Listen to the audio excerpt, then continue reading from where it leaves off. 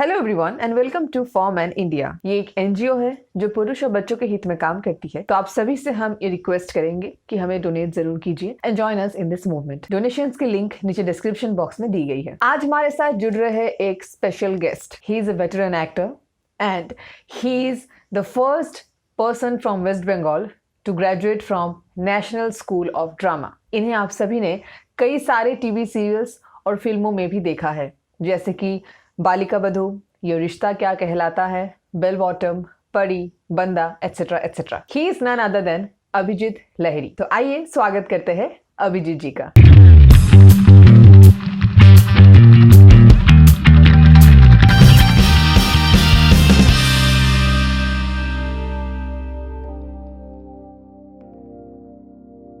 Hello and namaste Abhijit sir and welcome to Form in India. Thank you so much for joining us today. नमस्ते। मुझे भी बहुत अच्छा लग रहा है कि आप लोगों के साथ मैं मिल रहा हूँ। And it's a privilege for us to have you. तो आपका कोई अलग से इंट्रोडक्शन देने की मुझे जरूरत नहीं है, बिकॉज लोग आपको ऑलरेडी पहचान गए होंगे अब तक। आपको हमने आज तक कई सारे फिल्मों में और टीवी सीरियल्स में देखा है। तो सबसे पहले हम ये जानना चाहेंगे कि आप इस फिल्म इंडस्ट्री में कैसे आए। आप अपने बॉलीवुड जर्नी के बारे में थोड़ा बताइए हमें। बात यह है कि मैं तो जिंदगी में कभी इस बॉलीवुड इंडस्ट्री में आना ही नहीं चाहता था। अच्छा। Because I was dedicated to the theatre. So मैंने पहले तो ग्रेजुएशन कंप्लीट की। ग्रेजुएशन कंप्लीट करने से पहले मैंने म्यूजिक में 6th डिप्लोमा किया फ्रॉम इलाहाबाद प्राग संगीत समिति। उसके बाद मतलब after my higher secondary exam I started theatre. Group theatre में किया। ग्रुप थिएटर में करने के बाद 1973 to 75 I was a student of Institute of Indian Theatre Arts in Calcutta। 2 साल मैंने वहां पे ट्रेनिंग ली एंड उसके बाद I come to know that central government scholarship देते हैं। अच्छा, ओके। तो उसके लिए मैंने एग्जाम दिया। मैंने तब मेरी इंटरव्यू हुई तो मुझे सिलेक्ट किया गया और मुझे ये बताया गया कि आप join national School of drama. So I join NSD. NSD join करने के बाद that was the year of 1977 I join NSD and उसके बाद 80 में जब खत्म हुआ तो मैं कलकत्ता आ गया। कलकत्ता आने के बाद because I was the first Bengali from West Bengal जिसको जिन्होंने एनएसडी का कोर्स किया है और एनएसडी का 3 साल तक का कोर्स कंप्लीट किया है। जी जी जी। सो मैं वापस आया। आने के बाद कलकत्ता में काम करने की बहुत कोशिश की, लेकिन कलकत्ता में एक ही प्रॉब्लम था, there was no professional theatre. One is the amateur theatre. Amateur theatre मतलब group theatre activities and another one is the commercial theatre. उस वक्त 80s में, उस वक्त आपको अगर पता होगा कि उस वक्त कैबारे डांस का बहुत बहुत ज्यादा ये प्रचलन हुआ था। तो थिएटर यस, जो मुझे बिल्कुल पसंद नहीं था कि थिएटर में कैबारे डांस के साथ ये करना, तो मतलब मैं कमर्शियल थिएटर में मैं गया ही नहीं। तो मुझे 2 साल लगा सोचने में। तो 2 साल में उसके बाद विथ माय फ्रेंड सत्य Bhaduri we formed a group, जो प्रोफेशनल ग्रुप SAS नाम करके, SAS theatre for struggle adventure and success. Okay. तो मैंने थिएटर फॉर्म किया और प्रोफेशनली थिएटर करने लगा, लेकिन बहुत जबरदस्त लॉस हो गया था मेरा। तो वो लॉस को कवर करने के लिए you have to join in Jatra, जो ट्रेडिशनल फोक फॉर्म है। जैसे आप लोगों का अब मतलब जैसे आसाम में है double stage theatre, mobile theatre, वैसे ही वो ये है कि बंगाल में है जात्रा। यस। एंड उसके बाद 80 मतलब मैंने 6 साल मैंने जात्रा में काम किया। ओके। एंड 87 में I got the best actor award from Jatra. अच्छा। एंड उस समय मैंने देखा कि मतलब एक्टर को खरीदा जा रहा है कि आपको मैं इतना पैसा दूंगा, आपको मैं इतना पैसा दूंगा, ये सुविधा दूंगा, ये सारी दूंगा। तो मुझे उस सारी चीजों से भागना था। और उस समय तक मेरा जो लॉस हो गया था, मेरा जो लोन था, वो सारा लोन मैंने कवर अप कर लिया था, तो आई वॉज फ्री। तो मैं उसी वक्त मुझे पता चला कि एनएसडी रेपेटरी से कुछ सीटें खाली हो रही है, तो आई अप्लाई फॉर दैट। मुझे एनएसडी रेपेटरी में चांस मिल गया, तो मैं 87 में मैं एनएसडी रेपेटरी ज्वाइन किया, एंड टिल 94 तक I was with the theatre. लेकिन 94 में जब ये रेपेटरी खत्म हो गया, क्योंकि हमारा 6 साल का कॉन्ट्रैक्ट होता है और ज्यादा से ज्यादा 1 साल का एक्सटेंशन होता है, लेकिन 1 साल का एक्सटेंशन लेके मैं क्या करूंगा, मुझे तो फिर से वही स्ट्रगल करना पड़ेगा। तो मैं वही सोच रहा था कि मैं क्या करूं, ये करते करते करते करते इन 95 आई गॉट ए सीरियल। पहला सीरियल था मेरा, वो एक साउथ का सीरियल था, सहस्त्रफल, जो दूरदर्शन के लिए था। अच्छा, ओके। उस समय प्रसार भारती नहीं था, तो इसलिए मैं उस समय मैंने साउथ में बहुत सारे सीरियलों में काम किया, लेकिन एक ही सीरियल मेरा जो है कि वो मेरा आया था, वो सहस्त्रफल। एंड उसके बाद आई गॉट ए चांस, मतलब दिल्ली में एक ग्रुप था जो जिन लोगों ने प्रोडक्शन हाउस तैयार किया था, एंड उस समय सोनी चैनल जो है इंट्रोड्यूस हुआ था। ओके। मुझे एक सीरियल मिला था, दैट इज है कि घाव। तो उसमें मैंने एक नेगेटिव कैरेक्टर करने लगा, अच्छा। एंड दे मतलब वही प्रोडक्शन हाउस को जी उस वक्त ये हुआ था, चैनल लॉन्च हुआ था, तो जी के लिए एक हमें मिला था 9 मालाबार हिल। अच्छा। तो 9 मालाबार हिल करने के लिए हमको मुंबई आना पड़ा। मुंबई इसलिए क्योंकि उसका जो हीरो हीरोइन था Pawan Malhotra and Renuka Sahani, they were the hero heroine. अच्छा। और हमारा टोटल ग्रुप, हम लोग टोटल यूनिट, हम लोग दिल्ली से आते थे, आके शूट करते थे, फिर हम दिल्ली वापस चले जाते थे। तो यहीं से सिलसिला शुरू हुआ। मतलब 95 से पहले मैंने सोचा ही नहीं था कि मैं मतलब फिल्म या टेलीविजन इंडस्ट्री में आऊंगा। ओके। और मुझे जो पहला जो फिल्म मिला था वो विद हंसल में था। इट्स इन 2000, शायद 2001 या 2001 में, लेकिन वो फिल्म रिलीज नहीं हुई थी। सत्यमेव जयते उसका नाम था। अच्छा। उसमें भी मैं एक नेगेटिव कैरेक्टर किया था। ओके। उसके बाद मेरा जो पहला जो फिल्म जो रिलीज हुआ वो हंसल मेहता का ही हुआ, उसका नाम था छल। वहीं से मेरी फिल्म की जर्नी भी शुरू हुई, और टेलीविजन की जर्नी तो मेरा यहाँ से शुरू हुआ था, जी से शुरू हो गया था। तो उसके बाद मतलब मैं मुंबई शिफ्ट हुआ, क्योंकि मुझे अगर काम करना ही है तो मुंबई शिफ्ट होना पड़ा, और मैं अभी फिल्म एंड टेलीविजन में हूँ। ओके। अच्छा, इस दौरान आपकी इस जर्नी में, पूरे जर्नी में आपको किस तरह की प्रॉब्लम्स फेस करने पड़े, कैसे अप्स एंड डाउन्स आए? बहुत सारे अप्स एंड डाउन आए हैं, क्योंकि ये है कि ये एक ऐसी जगह है कि जहाँ पे आपको हर वक्त आपको ऑडिशन देना पड़ता है। ऑडिशन ऑडिशन में आप इतना भी अच्छा करो या ना करो, ये नहीं डिपेंड करता। ऑडिशन में ये डिपेंड करता है कि आपको वो प्रोडक्शन हाउस या चैनल या डायरेक्टर या प्रोड्यूसर आपको कितना पसंद कर रहे हैं, उसके ऊपर। सो मिला है चांस, फिर हम बैठे थे। जैसे मुझे याद है कि बालिका बधू मुझे मिला था 2009 में। ओके। एंड बालिका बधू में अब फर्स्ट टाइम मुझे मुझे मतलब मेरा जो फ्लरिश हुआ था, टेलीविजन में जो फ्लरिश हुआ था, वो बालिका बधू करने के बाद, and I did a negative character there. तो 1.5 साल तक मैं वो किया, उसके बाद मेरा ट्रैक खत्म हो गया था। मुझे याद है कि उसके बाद मतलब 2011 के 9 साल, मतलब 2010 एंड तक के बाद मैं 1 साल पूरा बैठा रहा, मुझे कोई भी काम नहीं मिला था। ओके। उसके बाद मुझे मिला था ये रिश्ता क्या कहलाता है, हम्म। जो मैंने 4.5 साल तक किया। हम्म। उसके बाद अभी भी मैं, मेरा एक सीरियल एक फिल्म खत्म होता है तो मुझे स्ट्रगल करना पड़ता है। ओके। कोई ऐसे इंसिडेंट है जो आपको हमेशा याद रहेंगी, कोई ऐसा बुरा इंसिडेंट?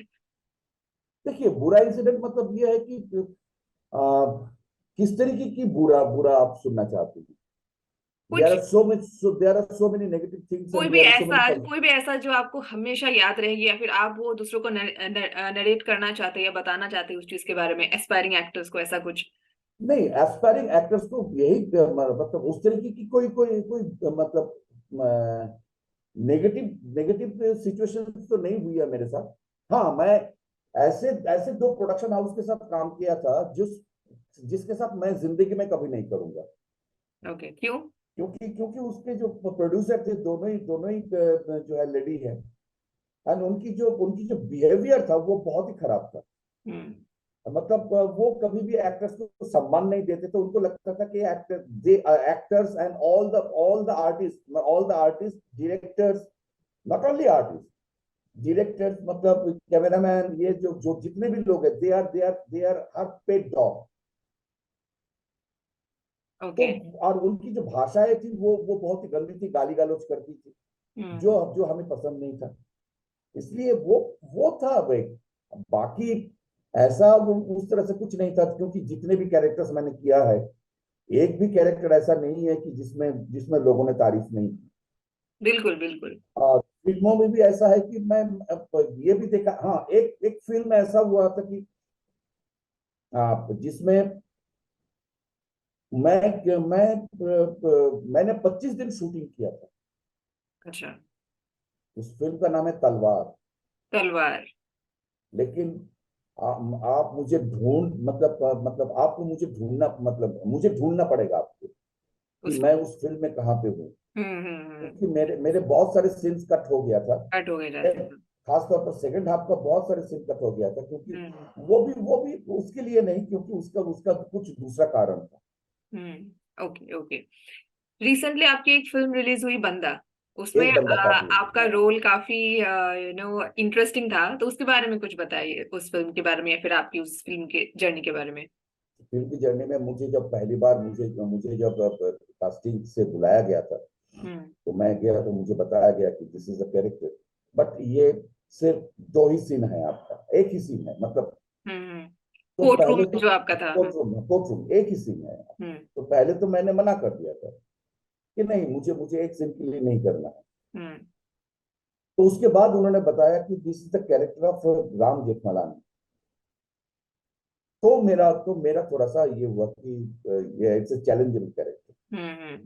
तो बिल्कुल। मैंने बोला कि ठीक है। तो उन्होंने मुझे स्क्रिप्ट दिया, तो मैंने पढ़ा, मुझे अच्छा लगा कि पूरे स्क्रिप्ट में मतलब मेरा जो किरदार, मतलब मुझे जो करना है वो बहुत इंपॉर्टेंट है।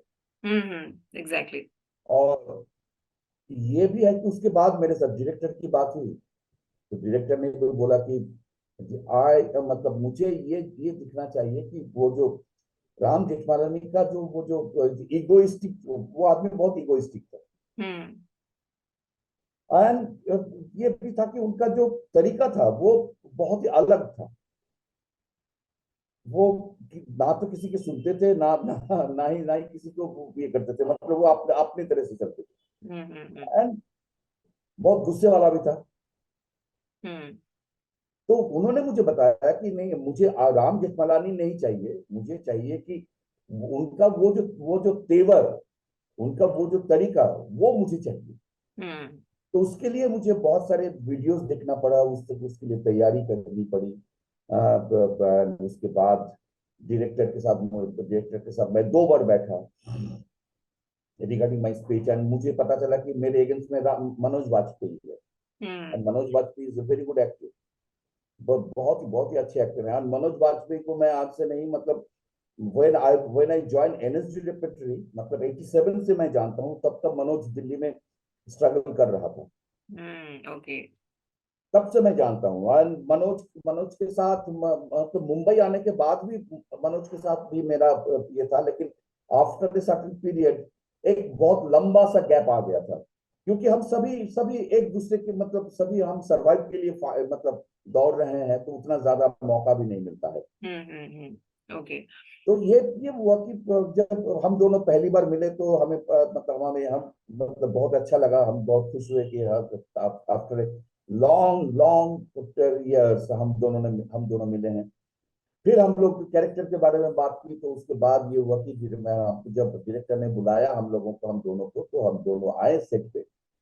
आने के बाद डायरेक्टर ने बोला, हमने बोला कि अ, हम एक बार करना चाहते हैं, पूरा पूरा सीन को करना। डायरेक्टर ने बोला ओके।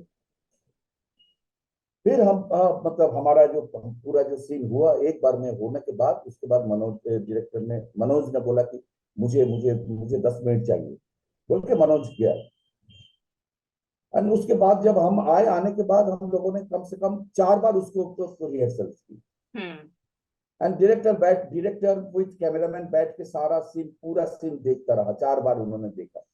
और उसके बाद उन्होंने डायरेक्टर ने बोला ठीक है, अभी आप लोग जाइए, हमें हमें आधा घंटा दीजिए, हम कैमरा वैमरा सेट करते हैं, उसके बाद हम आप लोगों को बुलाते हैं। उसके बाद फिर फटाफट फटाफट हो गया सीन, मतलब कोई ये नहीं है, क्योंकि एक दिन हुआ इंडोर का, एक दिन हुआ आउटडोर का। क्योंकि उस फिल्म में मैं ही एक ऐसा कैरेक्टर हूं जिसकी एंट्री एंड एग्जिट दिखाया गया था। यस। मैं ही एक लॉयर हूं जिसकी एंट्री एंड एग्जिट दिखाया गया था। बाकी दूसरे लॉयर्स की नहीं दिखाया गया। And it's a very interesting character. Yes yes absolutely. And उनका जो तरीका है, उनका जो बोलने का तरीका है, उनका जो चलने का तरीका है, उसके लिए मुझे अपने आप मुझे प्रैक्टिस भी करना पड़ा, क्योंकि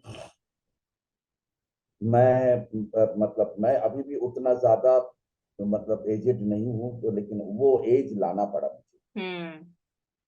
बिल्कुल।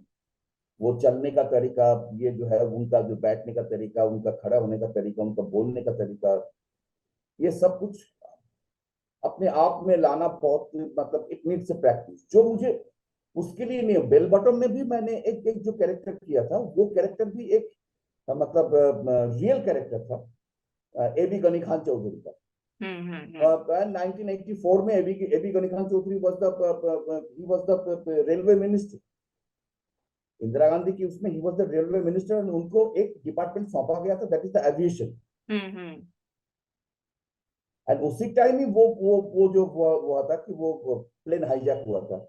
यस। तो गनी खान चौधरी के बारे में तो मुझे कुछ भी नहीं मिला था, तो मुझे वो कैरेक्टर करने में बहुत मतलब ये हुआ था, मतलब तकलीफ, प्रॉब्लम आई मतलब थी उसमें। प्रॉब्लम, बहुत ज्यादा प्रॉब्लम आई थी, क्योंकि क्योंकि वो रेफरेंस नहीं मिल रहा था आपको कि वो इंसान मैंने कैसा 70 है। में, मतलब मैं जब स्कूल या कॉलेज में पढ़ता था, तब हमने गनी खान चौधरी को एक या 2 बार देखा था। 71 में जब हम कॉलेज में थे, तो हमने हमने गनी खान चौधरी को देखा था, क्योंकि वो मालदा के हैं, मतलब वेस्ट बंगाल के हैं। और गनी खान चौधरी का वो थोड़ा सा टोन ज्यादा था, उनका चलने का तरीका, वो सब मुझे करना पड़ा। मतलब थोड़ा सा पेट बढ़ाना पड़ा, वो हमें हमें मतलब पैर फैल के चलना पड़ा, वो सब अलग अलग ये था वो। लेकिन राम जेठमलानी में तो मुझे बहुत सारे इंफॉर्मेशन मिल गया था, मुझे वीडियोस मिल गया था, लेकिन गनी खान चौधरी के टाइम में बिल्कुल नहीं मिला। लेकिन बेल बॉटम में आपका जो कैरेक्टर था और आपकी जो एक्टिंग थी वो काफी काबिले तारीफ थी। लगा नहीं कि आपने कभी उनको इतने करीब से जाना नहीं या देखा नहीं, रियल कैरेक्टर को आपने इतनी खूबसूरती से उसे निभाया है। एंड मैं और एक टॉपिक में बात करूंगी आपसे, जो आपने रिसेंटली स्टार्ट किया है, ऑनलाइन क्लासेस, एक्टिंग वर्कशॉप्स। तो उसके बारे में कुछ बताइए कि आपको ये आइडिया कहाँ से आया कि आप ऑनलाइन एक्टिंग क्लासेस देंगे। नहीं, ऑनलाइन एक्टिंग क्लासेस के बारे में पहले मुझे कोई ये नहीं था। पहले तो मेरा स्कूल ही चालू था, ऑफलाइन चालू था। लेकिन ऐसे समय में चालू किया था, दैट इज 2019 अक्टूबर में चालू किया। तो मेरा पहला बैच जब खत्म हुआ, तो मार्च में खत्म हुआ, 2020 में। मार्च में खत्म हुआ, तो अप्रैल में शुरू होने वाला था मेरा मेरा दूसरा जो बैच। लेकिन उससे पहले लॉकडाउन आ गया। कोविड की वजह से। अब कोविड की वजह से लॉकडाउन आ गया, तो हमें अपना स्कूल बंद करना पड़ा। और मतलब जितने स्टूडेंट्स ने वो मैं ये एडवांस ये फीस दिया था, उन सबको पैसा रिटर्न देना पड़ा। एंड उसके बाद ये वही मतलब जो लोग मतलब आने वाले थे उन्होंने बताया कि दादा क्यों नहीं आप ऑनलाइन क्लासेस चालू करते हैं, तो हम तो घर में ही बैठे रहेंगे, अभी कब अच्छा। तक लॉकडाउन चलेगा हमें पता नहीं है, कुछ नहीं हम्म। है। तो पहले मैंने इनकार किया था, बोले मैंने कहा नहीं, मैं ऑनलाइन में मैं मुझे पता नहीं कि सिखाया जा सकता है या नहीं, क्योंकि एक्टिंग इज टोटली प्रैक्टिकल है सामने। उसके बाद मैंने सोचा कि ठीक है, तो ये लोग तो घर में ही बैठे रहेंगे, हम्म। बहुत सारी चीजें हैं जो हम ऑनलाइन में सिखा सकते हैं। मेरा जो ये था वो मैं स्काइप में लेता था, अभी भी मैं स्काइप में लेता हूँ, लेकिन अभी तो लॉकडाउन नहीं है, ये नहीं है, लेकिन ऑफलाइन मैंने अभी तक शुरू नहीं कर पाया, अच्छा। क्योंकि ओके। सबसे बड़ी बात यह है कि नोबडी वांट्स टू लर्न। हम्म। अभिनय करने के लिए जो सीखने की जरूरत है, अभिनय में मतलब सीखना मतलब यह है कि अपने आप को पॉलिश करना। एक और पैशन दूसरी की बात है, जरूरत पड़ती है। दूसरी बात है कि बहुत सारे इंस्टीट्यूट है, लेकिन कोई भी बहुत कम कम इंस्टीट्यूट है इस तरीके की जो सीरियसली एक्टर्स को डेवलप करवाना चाहते हैं। हम्म। ये है कि एक्टर किस तरह, एक एक्टर को तैयार होने के लिए क्या क्या चीज सीखने की जरूरत है, किस तरह से उसको मतलब उसको सपोर्ट करना है, उसको किस तरह से आगे बढ़ाना है, उसके बारे में बहुत कम कम लोगों को पता है। हम्म। सब लोग यही करते हैं कि सब पैसा कमाने के लिए आते हैं, और पैसा कमाने के बाद स्टूडेंट्स को कुछ नहीं सीखने के लिए मिलता है। हम्म। मेरे पास ऐसे बहुत सारे स्टूडेंट्स आए हैं जो जो बड़े बड़े इंस्टीट्यूट से मतलब ये ट्रेनिंग लेके आए हैं, लेकिन आने के बाद मेरे मेरे साथ मतलब 1 साल, 6 महीना, 1.5 साल जुड़े रहे, मतलब ऑनलाइन में क्लासेस करते हम्म। रहे। एंड दूसरी बात ये भी है कि क्योंकि मैं ये नहीं कहता हूं कि मैं आप लोगों को चांस दे दूंगा, मैं आप लोगों को मतलब काम दूंगा। मेरा कहना है कि मैं काम देने वाला कोई नहीं हूं, और nobody nobody can give you the work. आपको ऑडिशन तो देना पड़ेगा, आपको अपियर तो होना पड़ेगा प्रोडक्शन हाउस के सामने, लेकिन अपने आप को इस तरह से तैयार करके जाइए, क्योंकि एवरीबॉडी कास्टिंग के जितने भी लोग हैं, वो लोग अच्छे एक्टर्स को ढूंढते हैं। हम्म। लेकिन अगर आप उस ऑडिशन में जाके अच्छा नहीं कर पाया, तो वो लोग आपको दोबारा नहीं बुलाएंगे। तो ये बहुत जरूरी है कि आपको बार बार बुलाए जाए, ये क्योंकि तो। काम तो वो लोग भी नहीं दे पाएंगे, काम देंगे जो चैनल है वो देंगे, या प्रोड्यूसर डायरेक्टर है, आप फिल्म के लिए प्रोड्यूसर डायरेक्टर जो है वो लोग देंगे। हम्म। ये लोग आपको उन लोगों के सामने पेश कर सकते हैं कि भाई ये एक एक्टर है, इनका काम देखिए, ये देखिए, ऑडिशन देखिए। तो वहां तक पहुंचने के लिए भी एक एक्टर को अच्छी तरह से तैयार होना बहुत जरूरी है, हम्म। जो बहुत कम लोग करते हैं, बहुत कम लोग सिखाते हैं। और ऑनलाइन में बहुत सारे क्लासेस होते हैं, ऑफलाइन में भी बहुत सारे क्लासेस हो रहे हैं, ट्रेनिंग चल रही है, वर्कशॉप चल रहे हैं, लेकिन कोई भी एक एक्टर को किस तरह से डेवलप करना चाहिए उसके बारे में एज ए मेंटर काम नहीं करता। ओके। अच्छा, आप ऑन अ डेली बेसिस बहुत हम्म, सारे एस्पायरिंग एक्टर्स से मिलते हैं या फिर उन्हें आप ट्रेन करते हैं। हम्म, अब इस फील्ड में हमने फीमेल्स के क्या स्ट्रगल होते हैं, फीमेल एस्पायरिंग एक्ट्रेस के क्या या मॉडल्स के क्या बहुत आई बहुत मीन जो ज्यादा। उनके जो प्रॉब्लम्स होते हैं या फिर जो दिक्कतें उनको आती है, वो हमने बहुत बार देखा है, कई सारे फिल्मों में देखा है, कई सारे हम्म, इंटरव्यूज में देखा है, सबको बोलते हुए हमने सुना है और देखा है। लेकिन जो मेल एक्टर्स है उनको भी तो प्रॉब्लम्स फेस करनी पड़ती है, लेकिन उसके बारे में बहुत कोई बात नहीं करता है। तो आपसे नहीं। मैं जानना चाहूंगी कि किस तरीके के प्रॉब्लम्स मेल एक्टर्स को फेस करने पड़ते हैं। देखिए, मेल एक्टर्स के साथ ये जो है कि ये जो है कि ये जब जब से मी टू आए, मी टू। मी टू आने के बाद बहुत सारे फीमेल एक्टर ने मेल एक्टर के ऊपर बहुत सारे इल्जाम भी लगाया। हम्म। लेकिन प्रॉब्लम यह है कि घटना तो बहुत बहुत पहले इधर हुआ है या नहीं हुआ है ये मुझे नहीं पता, लेकिन आप एक समय के बाद, बहुत समय के बाद इस चीजों के ऊपर आप आके आके मतलब ये करते। एंड एक एक फीमेल, अगर ये मतलब आप मतलब किसी भी मेल के बारे में कुछ भी कहते हैं तो वो बहुत जल्दी विश्वास हो जाता है। एग्जैक्टली। लेकिन एक मेल एक फीमेल के बारे में जब कहते हैं तो वो उतनी जल्दी विश्वास नहीं होता है। तो यही प्रॉब्लम है। प्रॉब्लम ये होता है कि तो ये फीमेल अगर कुछ करते हैं तो उनके बारे में मेल मेल लोग जब बातें करते हैं तो वो उतना ज्यादा ये नहीं होता जितना फीमेल फीमेल जब कहती हैं तो वो बहुत ज्यादा बहुत जबरदस्त तरीके से आगे आ जाता है। एंड उसके लिए हमारा जो न्यूज न्यूज के जो लोग हैं, जो लोग रिपोर्टर हैं, जो लोग इसका काम करते हैं, वो लोग भी उसी तरह से काम भी करते हैं। मतलब अगर फीमेल का होता है तो वो बहुत बहुत जोर शोर से उसके ऊपर लग जाते हैं, लेकिन मेल के नहीं लगते। ऐसे बहुत सारे केसेस हुआ। मेरे साथ उस तरह से नहीं हुआ, सिर्फ ये फेस किया हूं कि मैंने ये बताया कि मतलब दो प्रोड्यूसर मुझे मिले थे जो मुझे पसंद नहीं आया, तो मैंने वहां पे काम कम करने छोड़ दिया। मैं नहीं काम करूंगा। आप मुझे गाली देंगे, मैं वो सुनना नहीं चाहूंगा।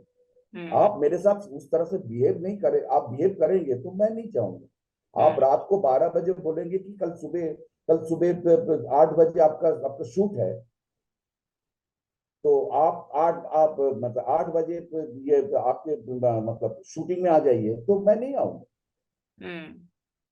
तो ये जो सारी चीजें है, ये हुआ है। एंड सबसे बड़ी बात यह है कि लोग फीमेल की जो जो ये होता है वो बहुत जल्दी विश्वास कर लेते हैं, लेकिन मेल के बारे में विश्वास करने में उनको टाइम लगता है। सबसे बड़ी बात यह है, मेरे साथ तो उस तरह से अभी तक कुछ हुआ नहीं है। मतलब इसलिए नहीं हुआ है क्योंकि मतलब मैं बहुत इस चीजों के बारे में बहुत ही अपने आप को संभाल के चला था। मतलब दोस्ती एक चीज होती है, क्योंकि हमारे इंडस्ट्री में दोस्ती बहुत कम होती है।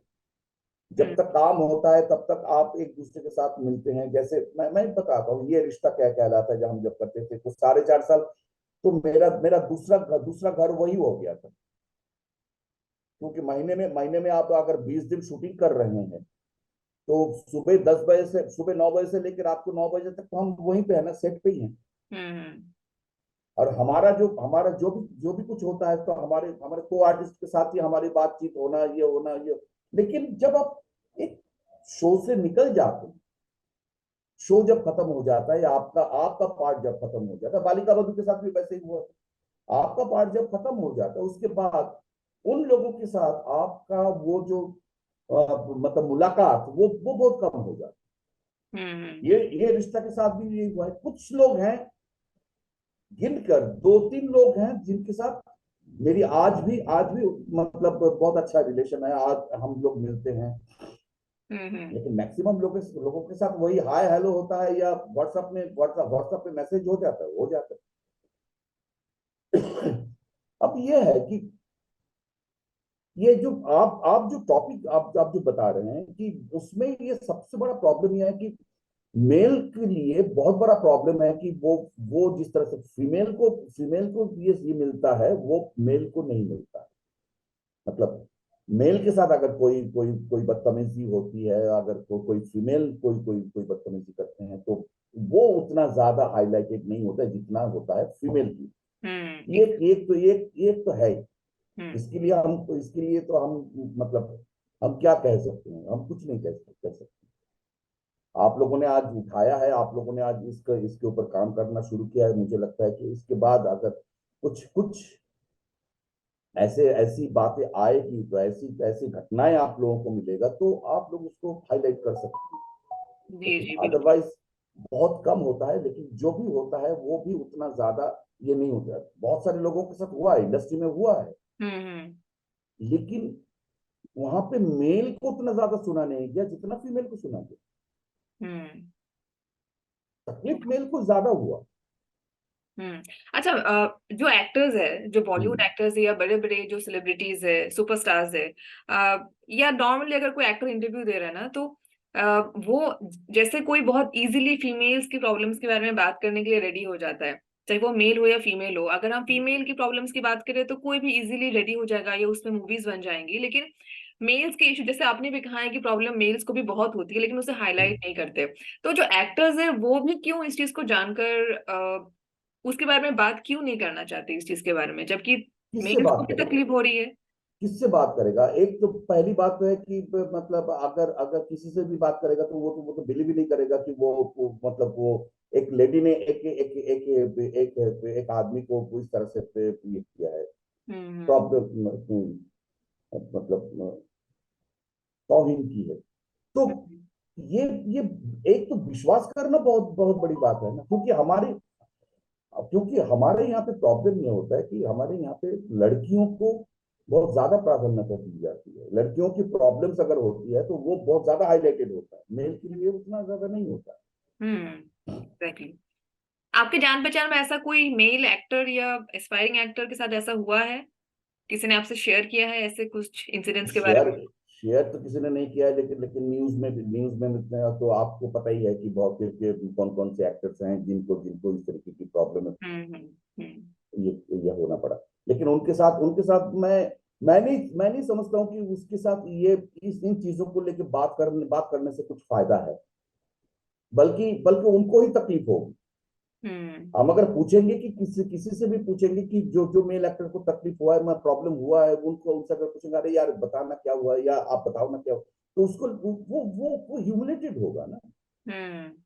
क्योंकि कोई बिलीव नहीं करता है, मजाक उड़ाते हैं उस बात का, एग्जैक्टली वही प्रॉब्लम है। Exactly exactly. हम्म।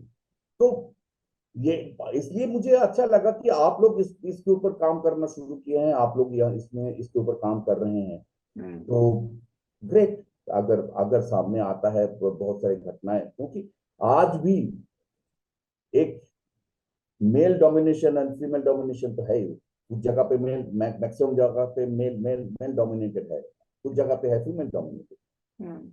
जहाँ पे फीमेल डोमिनेटेड है, क्यों, और बहुत सारे फीमेल के साथ ये भी हुआ है कि उनका उनका भी कहना ये है कि ये मतलब लड़कियों के साथ भी तो ऐसा होता है, हुआ है। हम उसमें से निकल के आए हैं। हम्म। एग्जैक्टली। क्योंकि हमारे इंडस्ट्री में तो ये तो है कि everybody is not so good. There are positive person, there are negative person also. तो, एग्जैक्टली। तो, तो लड़कियों को भी यूज किया गया है। हम्म। लड़कियों को जितना लड़कियों को यूज किया गया उतना लड़कों को यूज नहीं किया गया। हम्म। सो एक जो ये हम सुनते हैं ना कास्टिंग काउच के बारे में, काफी बातें होती है इस चीज के बारे में, तो इसमें आपका क्या कहना है कि इज इट ट्रू कि देखिए, जो फीमेल्स बोलते हैं कास्टिंग कास्टिंग काउच हो गया? अभी तक तो मेरे सामने उस तरह से कोई कोई घटना नहीं आई है, क्योंकि हम्म। हम ऐसे समय में आए हैं जहाँ पे हमें वो कास्टिंग हाउस में जाके हमें स्ट्रगल नहीं करना पड़ा। हम्म। वहां से हमारे पास कॉल आता है। उसमें भी 50 ऑडिशन देते हैं तो एक एक या दो में सफल होते हैं, हम्म। बाकी तो सब ऐसे ऐसे निकल जाता है। हम्म। हम्म। तो कास्टिंग काउच है तो वो मेल के साथ कितना ये होता है, उससे ज्यादा फीमेल के साथ होता है, क्योंकि फीमेल कास्टिंग काउच बहुत ही कम है। हम्म। और वो मेल को उतना ज्यादा अभी तक तो मेरे सामने वो चीज आई नहीं है, मतलब डोमिनेशन आई नहीं है, उस तरह की घटना आई नहीं है। लेकिन है, प्रॉब्लम है। ये नहीं है कि मैं नहीं बोलूंगा कि प्रॉब्लम नहीं है, लेकिन मेरे सामने ऐसा कुछ नहीं है, मेरे साथ ऐसा कुछ घटित नहीं हुआ है। ओके। तो लास्टली सर, आपकी तरफ से एक मैसेज जो आप देना चाहेंगे हमारे ऑडियंस को, हमारे फॉलोअर्स को? देखिए, सबसे पहली बात यह है कि ऑडियंस को क्या बताऊंगा, मतलब यह है कि जो जो हम मानते हैं कि you should be honest about yourself. सबसे पहली बात है कि you should be honest about yourself. जब तक आप ऑनेस्ट नहीं होंगे, अपने अपने प्रति ऑनेस्ट नहीं होंगे, तो आप जो काम कर रहे हैं उस काम में भी आप ऑनेस्ट नहीं होंगे। आप जिस जिस लाइफ को आप जी रहे हैं उसमें भी आप ऑनेस्ट नहीं होंगे। तो डिसऑनेस्ट होने से फायदा कुछ नहीं होता। तो इसलिए बहुत जरूरी है कि you should be honest about your self. And आप लोगों को सम्मान करना सीखिए अच्छी तरह से। मतलब सबसे जो बात यह है कि लैंग्वेज, भाषा, क्योंकि ये दो चीज ये होता है कि जैसे मतलब गोली चलाओ तो कभी कभी वापस नहीं आ सकता है। हम्म। और एक जो लैंग्वेज बोल रहे हैं, आप जो भाषा प्रयोग कर रहे हैं, एक बार आपके मुंह से गाली निकल गया तो वो आप उसको वापस नहीं ले सकते। आपको हमेशा ये होना चाहिए कि यू शुड बी पोलाइट। क्योंकि आपके साथ अगर कोई बदतमीजी करते हैं तो वो उनकी उनकी जिम्मेदारी है। लेकिन आप अगर बदतमीजी करेंगे किसी के साथ तो इसका मतलब है कि आपका जो पोजीशन है उस पोजीशन से आप फॉल डाउन कर रहे हैं। हम्म। क्योंकि हमारी इंडस्ट्री में एक तो एजुकेशन की बहुत जरूरत है। ये नहीं बोल रहा हूं कि एजुकेशन का मतलब ये नहीं है कि आपने कितनी कितनी स्टडीज कर लिया, कितना कितना आपको ये मिल गया है। ये एक तो इस फील्ड में काम करने के लिए जो जो एजुकेशन एजुकेशन की जरूरत है वो एजुकेशन की कमी है। हम्म। आप अगर एक डॉक्टर बनना चाहते हैं तो आप उसी उसी फील्ड में पहले अपने आप को तैयारी कर दें। ये इंजीनियर होना चाहते हैं या कुछ भी, मतलब आप एक सिंगर होना चाहते हैं, आप सब वो सब छोड़ दीजिए। आप एक सिंगर होना चाहते हैं तो आप प्रैक्टिस करते हैं, सरगम प्रैक्टिस करते हैं। डांसर होना चाहते हैं तो आप प्रैक्टिस करते हैं। इंस्ट्रूमेंटलिस्ट होना चाहते हैं तो आप इंस्ट्रूमेंट में प्रैक्टिस करते हैं। लेकिन एक एक्टर ही है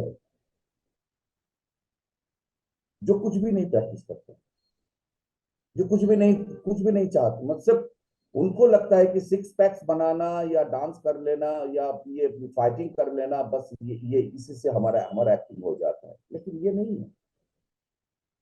हम कोई भी शब्द बोलते हैं, हम कोई भी एक सेंटेंस बोलते हैं तो उसका एक मीनिंग है उसके पीछे। उस मीनिंग को आपने कैसे कितना समझा है, आपने किस तरह से उसको, आपकी सोच क्या है, आपकी समझ, आप दिमाग में क्या सोच रहे हैं, उस कैरेक्टर के बारे में किस तरह से सोच रहे हैं, आपके साथ दूसरों का रिलेशन, आप जो कैरेक्टर कर रहे हैं उस कैरेक्टर के साथ दूसरों कैरेक्टर का क्या रिलेशन है, उसके बारे में आप क्या सोच रहे हैं, उसके बारे में आपको आपको आपको कितना पता है, या स्क्रिप्ट के बारे में आपको आपने कितना कितना स्टडी किया है। सिर्फ आप, क्योंकि मैक्सिमम यहाँ पे देखा जाता है कि आपको जब स्क्रिप्ट दिया जाता है तो आप सिर्फ अपना अपना ही लाइन को पढ़ते हैं, दूसरे लाइन को पढ़ते ही नहीं। तो दूसरों की लाइन अगर नहीं पढ़ेंगे तो आपको पता कैसे चलेगा कि आप किसके अगेंस्ट में जवाब दे रहे हैं। आप जो जवाब दे रहे हैं, आपके साथ कन्वर्सेशन चल रहा है, तो आप वो जो कन्वर्सेशन चल रहा है तो उस कन्वर्सेशन का मतलब क्या होगा? सिर्फ आपने आप अपना ये कर लिया है, आपने एक तरीके से बोल दिया, हो गया, बात हो गई, बात खत्म। ये तो नहीं है ना। तो कैरेक्टर को समझने के लिए, अपने आप को डेवलप करने के लिए, अपनी सोच को बढ़ाने के लिए, अपने थॉट प्रोसेस को बढ़ाने के लिए, इमेजिनेशन पावर को बढ़ाने के लिए, क्योंकि हमारे पास तो कुछ है ही नहीं ना इमेजिनेशन पावर के सिवा, सोच के सिवा। बिल्कुल।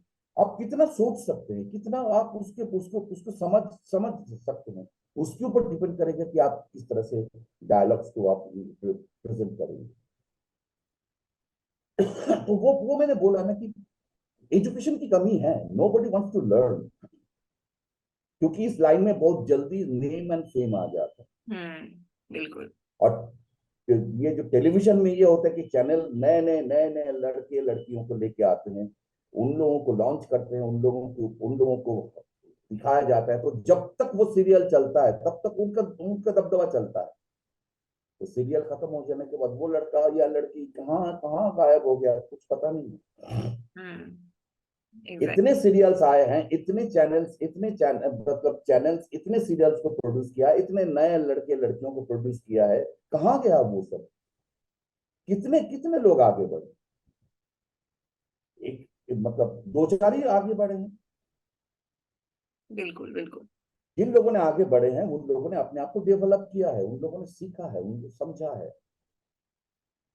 लेकिन मैक्सिमम जो होता है उसकी वही स्रोत में बह जाते हैं, वही नेम फेम में ये करना, या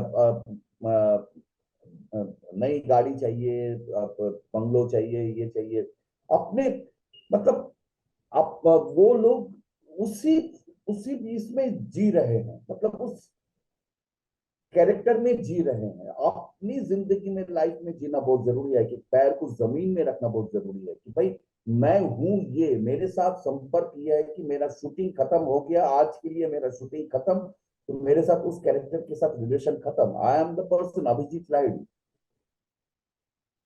मैं जिस मेरा फैमिली इंपॉर्टेंट है, मेरा मेरा मेरा रिलेशन इंपॉर्टेंट है, लेकिन फैमिली को हम समय कहाँ दे पाते। जब हमारा सीरियल चलता था तो हम फैमिली के लिए कहाँ समय दे पाते थे, हमारा अपना कोई समय ही नहीं होता था। सुबह 8 बजे से 8 बजे घर से निकल जाते थे, रात को 10 बजे के बाद घर आते थे, तो बस घर में वही होता था ना कि क्या है, कुछ नहीं था उस वक्त। So, ये बहुत इंपॉर्टेंट है कि एक एक्टर को, और जैसे हमारा जो यहाँ पे काम होता है, वो काम कब ये होता है कि अभी तो 12 घंटे का, अभी तो एक नियम है 12 घंटा काम करना चाहिए, लेकिन 12 घंटा भी नहीं चाहिए, 8 घंटे से ज्यादा काम नहीं होना चाहिए। और हमारे समय में तो 12 घंटा भी नहीं, हमारे समय में तो 18 घंटा, 20 घंटा, 24 घंटा भी काम होता था, क्योंकि उस टाइम ये नहीं था। तो अभी एक ये हुआ है कि एक सिस्टम हो रहा है, लेकिन वो भी सिस्टम हर जगह पे लागू नहीं होता है। अभी भी लोग 12 घंटे से ज्यादा ऊपर, 12 घंटे से ऊपर काम करते हैं, मतलब 18 घंटा, 16 घंटा, 18 घंटा काम करते हैं, लेकिन वो एक लिमिट होता है। वो उस लिमिट से बाहर हो जाता होता है तो आपके शरीर के ऊपर, तबीयत के ऊपर प्रॉब्लम होता है, तबीयत खराब हो जाता है। इन सारी चीजों को, बच्चों को लेके जो काम करते हैं, बच्चों के लिए कोई सिस्टम नहीं है। बच्चों के लिए मतलब ना तो कोई मेडिसिन का सिस्टम है, ना कोई डॉक्टर्स रहते हैं, ना कोई मतलब बच्चों के लिए, बच्चों के खाने पीने के लिए, या बच्चों के जो रहने की जो जगह होता है, मतलब मेकअप रूम, बच्चों के लिए अलग मेकअप रूम देना, ये सब नहीं होगा। क्योंकि बच्चों के साथ उसकी मम्मी भी आती है, तो बच्चे की देखभाल करने के लिए और बच्चे के काम के लिए भी कितना काम करेंगे बच्चे। लेकिन वो ये होता है क्योंकि चैनल को चाहिए कि भाई हमारा इतना इतना एवरीडे इतना शूट होना बहुत जरूरी है। ये टोटल सिस्टम है ना, इस सिस्टम में बहुत सारी कमियां हैं। इस कमियों को अगर हम दूर कर सके तो ही ये हमारा ये जो इंडस्ट्री है और अच्छा हो सकता है। और दूसरी बात है कि एक चैनल के साथ दूसरे चैनल का ये जो कंपटीशन चल रहा है, ये जो टीआरपी का जो ये चल रहा है, मतलब रात को 8 बजे से लेके रात को 10:30 बजे का ये जो टाइम होता है, ये प्राइम टाइम होता है। इस प्राइम टाइम में देखिए कि कितने सारे चैनल्स अपने अपने अपने अपने सीरियल्स को लेके आ रहे हैं। तो उसके लिए क्या हो रहा है कि सब एक दूसरे के साथ मतलब क्या बताऊं कि फाइट कर रहे हैं कि भाई हमें हमें वो जगह चाहिए, हमें वो जगह चाहिए, हमें वो जगह चाहिए। इससे अच्छा कुछ नहीं बन रहा है। आप टेलीविजन देख लीजिए, टेलीविजन के सीरियल्स देख लीजिए, इसमें उतना अच्छा प्लॉट ही नहीं निकल रहा है। बिल्कुल। सो ये सारे चीजों को सोचने के लिए, समझने के लिए भी देखिए चैनल में इतने सारे लोग बैठे हुए हैं, ईपीज बैठे हुए हैं, उसके उसके ऊपर भी लोग हैं। लेकिन सब ये चाहते हैं कि भाई बिजनेस के साथ साथ, बिजनेस तो रहेगा ही, लेकिन बिजनेस के साथ साथ अगर क्रिएटिविटी को सही तरह से किया जाए तो ही डेवलप हो सकता है, अदरवाइज नहीं हो सकता। तो there are lots of problems. मतलब ये जो है कि हमारी जो इंडस्ट्री है, ये बहुत सारे प्रॉब्लम्स के ऊपर डिपेंडेंट है, जिसको सॉल्व करना उतना आसान नहीं है, बहुत कठिन है, लेकिन सॉल्व करना भी बहुत जरूरी है। तभी जाके हम अच्छा काम कर सकेंगे, तभी जाके हमारे अंदर ये जो मेल डोमिनेशन या फीमेल डोमिनेशन की ये जो बातें हैं, ये जो आप जो बोल रहे हैं कि मी टू का ये जो प्रॉब्लम्स है, ये प्रॉब्लम्स तभी खत्म हो जाएगा। एक दूसरे को यूज करना, मैं आपके लिए इतना कुछ कर रहा हूं, आप मेरे लिए क्या करेंगे, ये जो बातें हैं, ये बातें तब खत्म हो जाएगा। बिल्कुल बिल्कुल। तो इसके लिए it needs lots of education, and हमें अपने आप को डेवलप करना बहुत जरूरी है, ऑनेस्ट होना बहुत जरूरी है। Maximum people are dishonest. Dishonest on that sense कि भाई हम जो काम कर रहे हैं वो काम सिर्फ नेम एंड फेम के लिए कर रहे हैं, पैसा कमाने के लिए कर रहे हैं, दैट इज द डिसऑनेस्ट। काम करने के लिए जो अपने आप को डेवलप करने की जरूरत है वो बहुत कम है, बहुत ही कम लोगों के अंदर। बिल्कुल बिल्कुल। So it's a problem. वैसे ये बहुत सही बात कही है आपने कि we need to be honest with ourselves, और हम जो भी काम कर रहे हैं वो बहुत डेडिकेटेडली करें, सिर्फ पैसों के पीछे ना भागे। So it was a beautiful message for our audience, and sir, thank you so much for joining us today. It was a wonderful discussion with you. दोबारा मुलाकात होगी आपसे एक नए पॉडकास्ट पर। तब तक के लिए thank you so much and take care sir. No thanks, nothing. It's a love, love for your work, love for the people. It's a love. Yeah, thank you. नमस्कार। नमस्कार।